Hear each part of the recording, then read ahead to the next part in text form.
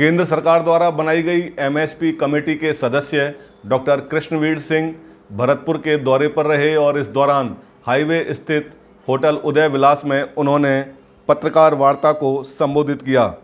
भाजपा नेता उदय सिंह ने महाराजा सूरजमल का चित्रपट भेंट कर डॉक्टर कृष्णवीर सिंह चौधरी का जोरदार स्वागत किया।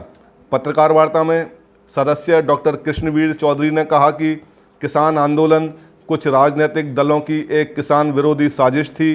किसानों को कई राजनीतिक पार्टियां द्वारा भ्रमित कर किसान आंदोलन की भूमिका रची गई थी। उन्होंने कहा कि किसानों को कृषि बिल के संबंध में झूठी जानकारी देकर बताया गया कि सरकार एमएसपी खत्म कर देगी और सरकार किसानों की ज़मीन हड़प लेगी व मंडियों को भी खत्म कर देगी, जबकि सरकार की ऐसी कोई भी मंशा नहीं थी। उन्होंने कहा कि प्रधानमंत्री नरेंद्र मोदी को इस बात का आज तक दुख है कि वे किसानों को समझाने में नाकाम रहे। ईआरसीपी के मुद्दे पर उन्होंने कहा कि सिंचाई के पानी के लिए राज्यों को आपस में बैठकर बातचीत करनी चाहिए। कई राज्यों में सिंचाई के पानी को लेकर आपस में खींचतान है और इसका हल केवल बातचीत के जरिए ही निकाला जा सकता है। इस मौके पर जाट महासभा के जिलाध्यक्ष डॉक्टर प्रेम सिंह कुंतल, भाजपा चिकसाना मंडल के अध्यक्ष गोविंद सिंह, सरपंच अर्जुन सिंह सोलंकी आदि मौजूद रहे।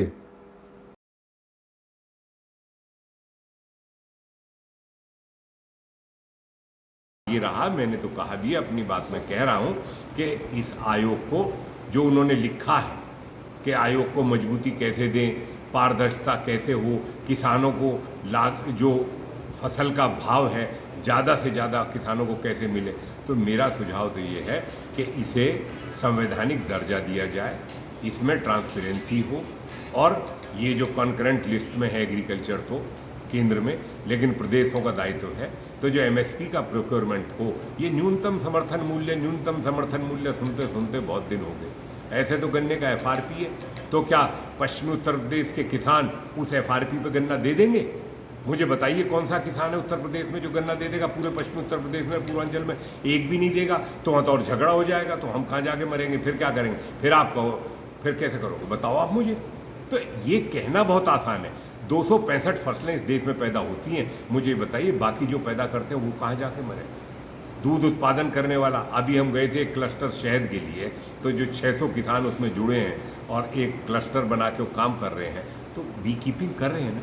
मधुमक्खी पालन से फसलों की उत्पादन बढ़ती है, क्योंकि जो पोलिनेशन करती है ना मधुमक्खी फसल का, उससे उत्पादकता बढ़ती है। 30 से 35% उत्पादकता मधुमक्खी के क्रॉस पोलिनेशन से बढ़ती है।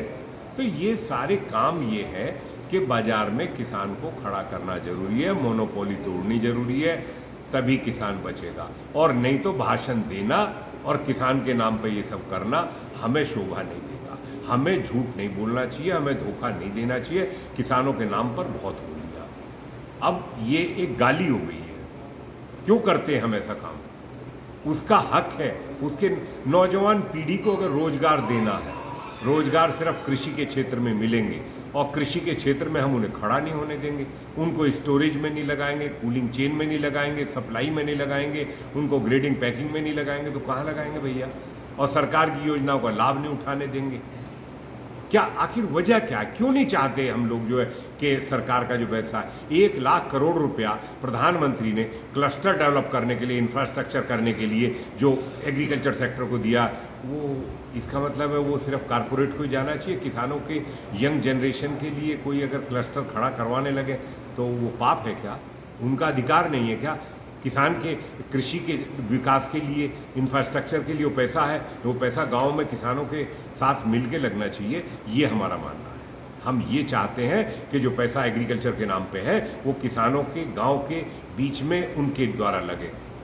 कोई एमएसपी के लिए तो नहीं था। किसान आंदोलन में तो ये कहा गया था कि सरकार एमएसपी को ख़त्म कर देगी, सरकार मंडी बंद कर देगी, सरकार ज़मीन छीन लेगी। तो ये तो तीनों बात झूठ थी। सरकार ने रबी और खरीफ में बराबर जो है एमएसपी के फसलों के दाम बढ़ाएं और मंडी जो है, मंडी का लाइसेंस देना और ना देना ये तो प्रदेश सरकारों का काम होता है, केंद्र सरकार का इसमें कहाँ से रोल हो गया। और तीसरी बात जो कॉन्ट्रैक्ट फार्मिंग की बात है, क्या पंजाब, महाराष्ट्र से लेके और राजस्थान से लेके, कर्नाटक से लेके और उत्तर प्रदेश से लेके 22 प्रदेशों में कॉन्ट्रैक्ट फार्मिंग कितने लंबे समय से हो रही है और पंजाब में तो सबसे ज़्यादा हो रही है, तब किसी ने क्यों विरोध नहीं किया। और पंजाब के कॉन्ट्रैक्ट फार्मिंग जो था उस एक्ट में 5 लाख रुपए तक का जुर्माना और 3 साल तक की सजा का प्रावधान है, वहाँ किसी ने विरोध क्यों नहीं किया। अगर ये इतने ईमानदारी के साथ विरोध करते, वो पूरा राजनीतिक खेल था। और उस राजनीति में आप मेरी बाइट देख लीजिए, स्पष्ट रूप में मैंने कहा था कि जो कांग्रेस आग लगा रही है और आग में घी डाल रही है, इसका खमियाजा कांग्रेस पार्टी को उठाना पड़ेगा। और आज कांग्रेस ने अपना उठा लिया जो उसने बोया था। एक ट्रैक्टर के एक तरफ जो है कैप्टन अमरिंदर सिंह बैठे थे, एक तरफ राहुल गांधी बैठा था और सुनील जाखड़ ट्रैक्टर चला रहा था। आप कहाँ तो सुनील जाखड़ है बीजेपी में और कहाँ कैप्टन अमरिंदर सिंह है आज और कहाँ है राहुल गांधी। तो इस तरीके से किसानों के नाम पर खेल मत करो, बहुत दुख होता है। उनके उद्धार की कुछ अच्छी योजना हो तो वो तमाम राजनीतिक दलों को सुझाव देना चाहिए। सुझाव सबके आमंत्रित हैं, सुझाव नहीं देते हैं, विरोध करना है, विरोध के लिए विरोध करना।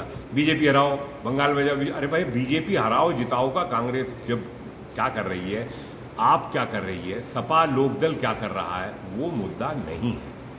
आज मुद्दा सिर्फ ये है, कमेटी इसलिए बनाई है कि किसानों का बाजार में जो शोषण होता है उससे किसानों को कैसे बचाया जाए, किसान को उनकी फसल का मूल्य ठीक कैसे मिले। क्योंकि जो कुल 23 फसलों का एमएसपी तय होता है वो भी 6% किसानों को मिलता है, 94% तो मर रहे हैं। 86% किसानों की जो 2 एकड़ से कम है वो कहाँ जाए, कौन है उनके लिए, बाजार में कोई है नहीं। उनको बाजार से क्यों काटा गया है, बाजार में भी मोनोपोली। अगर वो सिस्टम इतना अच्छा था, वो नीतियाँ अच्छी थी, तो यूपीए 1 और यूपीए 2 में जो कृषि मंत्री थे शरद पवार, उन्होंने क्यों तमाम मुख्यमंत्रियों को लिखा था कि बाजार खोलना जरूरी है, कॉन्ट्रैक्ट फार्मिंग जरूरी है, किसान तभी बचे। क्यों हरियाणा के उस समय के मुख्यमंत्री थे, 8 मुख्यमंत्रियों की कमेटी जो बनी थी, हुडा उसके चेयरमैन थे, क्यों हुडा ने अपनी रिपोर्ट में लिखा था कि किसानों को अगर बचाना है तो हमें बाजार खोलना होगा, कॉन्ट्रैक्ट फार्मिंग करनी होगी। जब आपने करा भी नहीं, आप कोशिश में भी लगे रहे, आपको करना चाहिए था। मेरा कहना यह है कि किसान के हित में कोई भी दल हो, कोई भी सरकार हो, अगर वो काम करती है तो उसका स्वागत करते हैं। आप इसी तरीके से उत्तर प्रदेश में मैं कल अभी सुबह बैठा था फतेहपुर सीकरी, कल दिन में आगरा था, अकोला गांव में था। वहाँ के किसानों ने कहा साहब राजस्थान सरकार ने पानी डैम से रोक लिया हमारा जो है और हमें बहुत भारी दिक्कत हो रही है। तो ये जो स्थानीय बॉर्डर की और नदियों की समस्याएं हैं, इनका समाधान निकाला जाना चाहिए और ये मिल बैठ के समाधान निकाला जाना चाहिए।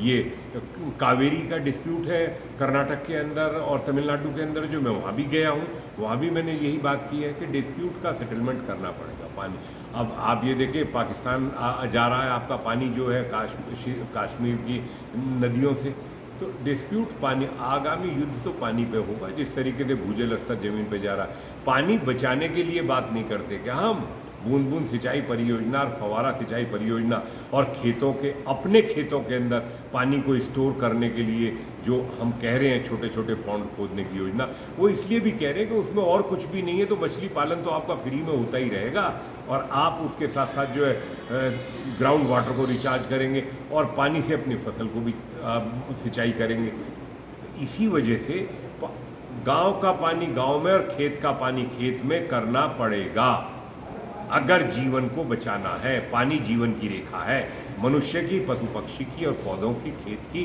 सब है। ग्रुप बना दिया है हिमालय रेंज के लिए पूरा, चाहे वो जम्मू कश्मीर है, हिमाचल है, उत्तराखंड है, लेके नॉर्थ ईस्ट तक है, लेह लद्दाख से लेके और नॉर्थ ईस्ट पूरा। वो जो हिली किसानों की समस्याएं हैं उनसे बात है।